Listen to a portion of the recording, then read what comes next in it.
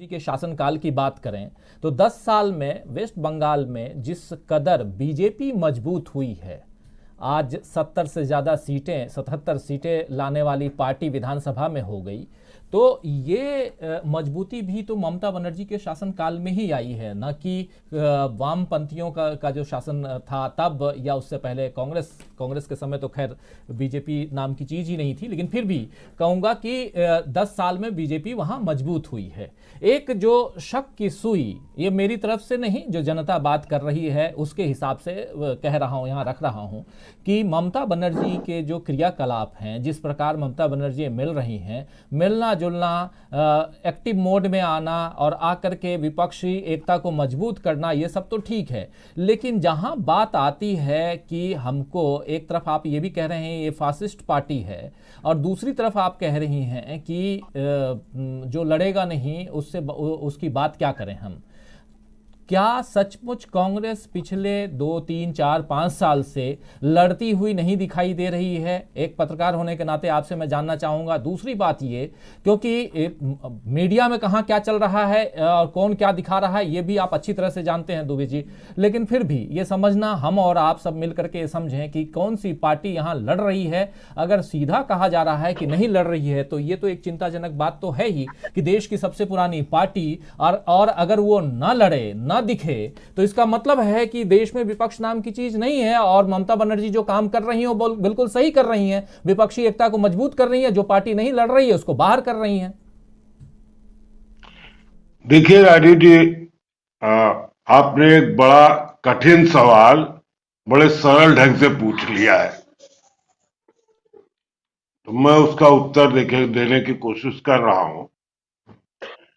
ये ममता बनर्जी इस कोशिश में है कि कांग्रेस उनकी शर्तों पर अपोजिशन यूनिटी के लिए तैयार हो जाए।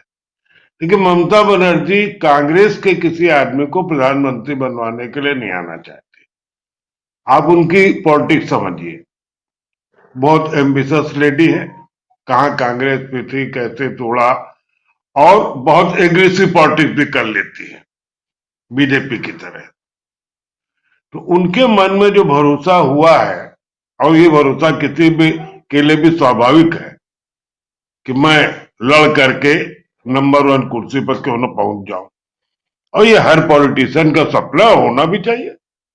और मुझे लगता है अगर संख्या और बल मिल जाए तो हो सकता है वो बन जाए, और हो सकता है अच्छी प्रधानमंत्री साबित हो, क्योंकि है तो वो भी एक धोती पहनने और फटी चप्पल की वाली, तो उनका कोई भी आप बिगाड़ नहीं सकते कुछ।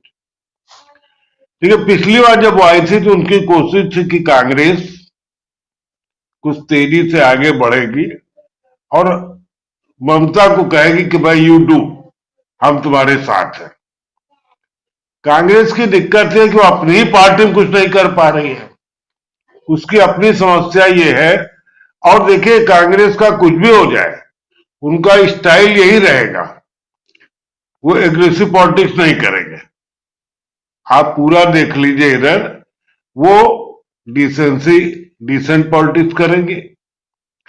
वो मणिशंकर अय्यर, सलमान खुर्शीद और जो तीसरे मनीष जी आ गए, जो लोग चुनाव के समय किताब निकालते हैं और अपनी ही पार्टी का बैंड बजा देते, सबको बर्दाश्त भी करेगी।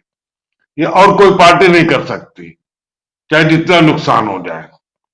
तो जब मैं कांग्रेस के नेताओं से कहते तो कहते हाँ ये बात ठीक है, लेकिन हम लोगों का दृष्टिकोण यह है कि पुराने समय के हैं ये लोग, इन्हें कुछ ना कहो, ये एक अंदाज है उसमें।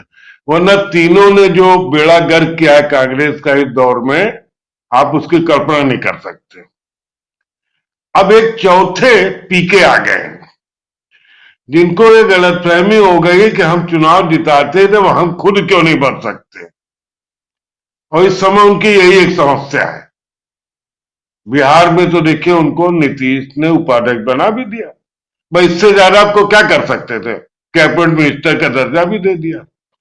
लेकिन अगर आपकी लालसा ये है कि नीतीश कुमार खुद हट जाएंगे और कहेंगे पीके तो हमसे काबिल आकर बन जाओ, मुख्यमंत्री वो तो होगा नहीं।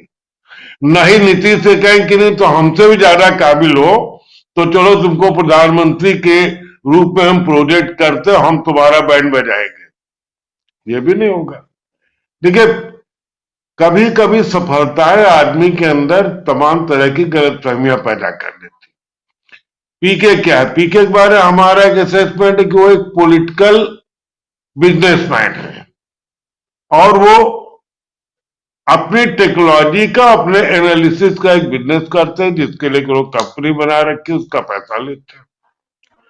अगर इतना ही सरल है, ऐसा नहीं कि ममता बनर्जी उनकी वजह जीत गई ना, ममता बनर्जी जिस एग्रेसिव उसमें जीती और जिस घटिया ढंग से नरेंद्र मोदी ने उनको कहा ओ दीदी, खेल वहां हो गया। तो राजनीति में कहां आप गलती कर जाते पता नहीं चलता ना। तो मुझे लगता है कि इस सब के पीछे पीके का दिमाग काम कर। आपको याद होगा इसके पहले लगातार खबर आई कि पीके कांग्रेस में कोई जगह तलाश रहा है। अच्छा, कांग्रेस में ऑलरेडी जगह तलाशने वाले इतने हैं और पीके को 2-3 बार देख चुका लगातार। अभी उत्तर प्रदेश में ही देखा कि मुलायम सिंह लाख नहीं चाहते थे, यूपी के 2 लड़के आगे आए और उन दोनों लड़कों ने कांग्रेस का बट्टाधार कर दिया। और ममता भी जानती है, देखिए बगैर कांग्रेस के इस समय लेफ्ट तो कहीं है नहीं, तो कांग्रेस की भूमिका अलग है। जनता पार्टी, जनता दल, उधर की भी नहीं, साउथ की कुछ पार्टियां अलग मान लीजिए, तो कोई नेशनल इंपैक्ट वाली कोई पार्टी नहीं। तो आपको हराना है राष्ट्रीय पार्टी को, तो जाहिर राष्ट्रीय पार्टी साथ नेता तो आप चाहे जिसको सौंप दे। तो ये मैं ऐसा मानता हूं कि ये ममता बनर्जी की एक चाल है कांग्रेस पर दबाव बनाने की। और आप देखिएगा कि बहुत जल्दी ममता बनर्जी बहुत जल्दी बयान से पलटती है और बिल्कुल 360 डिग्री कब क्या कर देगी किसी को पता नहीं चलता। तो आप देखें कि बहुत जल्दी वो अगली बार जब आएंगी दिल्ली में तो उनका बयान कुछ और होगा। अब इसमें शरद पवार की भूमिका थोड़ा 1 मिनट बता देते हैं। शरद पवार की भी विश्वसनीयता बहुत अच्छी नहीं है। वो प्रधानमंत्री से भी संबंध बनाए हुए हैं, उनके सोनिया गांधी से भी संबंध है, वो उनको अपने भतीजे अजित पवार को भी बचाना है और ये खुद वो उन्होंने मान लिया कि भाई हम अब नेशनल पॉलिटिक्स में नहीं आ सकते। ये ठीक है, उतना उनका बेस नहीं है, लेकिन वो भीष्म पितामह बने रहना चाहते हैं कि लोग हमारे पास आते रहें, हमसे पूछते रहें कि दादा क्या करना चाहिए। इस भूमिका में वो रहना चाहते हैं, तो वो भी कोई बयानबाजी कर सकते हैं।